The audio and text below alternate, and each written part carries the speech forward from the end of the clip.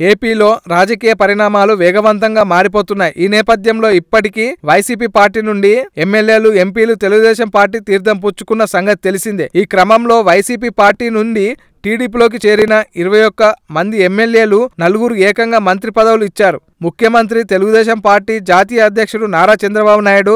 ఈ క్రమంలో తాజాగా ఈ సీన్ రివర్స్ అవుతుంది. ఈ క్రమంలో గంగుల ప్రభాకర్ రెడ్డి, మాజీ ముఖ్యమంత్రి కాసు బ్రహ్మానందం రెడ్డి మనవడు కాసు మహేష్ రెడ్డి ఇటీవల కాంగ్రెస్ పార్టీ గన్నవరం మాజీ ఎమ్మెల్యే పావుల రాజేశ్వరిదేవి వైసీపీలో చేరారు. తాజాగా రాష్ట్రంలో విజయవాడకి సంబంధించిన కస్తూర్బాయి పేట, ఇనస్క్ ట్యాక్స్ కాలనీ, చౌదరిపేట, అశోక్ నగర్, పాండరిపురం, మొగల్రాజ్పురం, రామరాజనక, కేదస్వారపేట, నందమూరి కాలనీ నగర్, గిరిపురం వార్డులకు చెందిన అధికార తెలుగుదేశం పార్టీకి చెందిన కార్యకర్తలు, మాజీ కార్పొరేట్లు, వార్డు టీడీపీ పార్టీ సభ్యులు Vijayawada rural party convener Polareddy, Chandrareddy సమక్షంలో వైసీపీలో చేరారు. వైసీపీ పార్టీ నాయకులు జిల్లా కార్యదర్శి యార్కర్ రెడ్డి, నాగిరెడ్డి, సొసైటీ అధ్యక్షుడు పోలారెడ్డి, సాంబిరెడ్డి, పాలకేంద్ర అధ్యక్షుడు బొంతు శ్రీనివాసరెడ్డి, ఎస్సీ రాష్ట్ర కార్యదర్శి తరంగం కిరణ్బాబు సమక్షంలో సంపన్ ఫంక్షన్ హాల్ నందు జరిగిన ఈ సమావేశంలో నగరంలో పలు వార్డుకు చెందిన టీడీపీ నాయకులు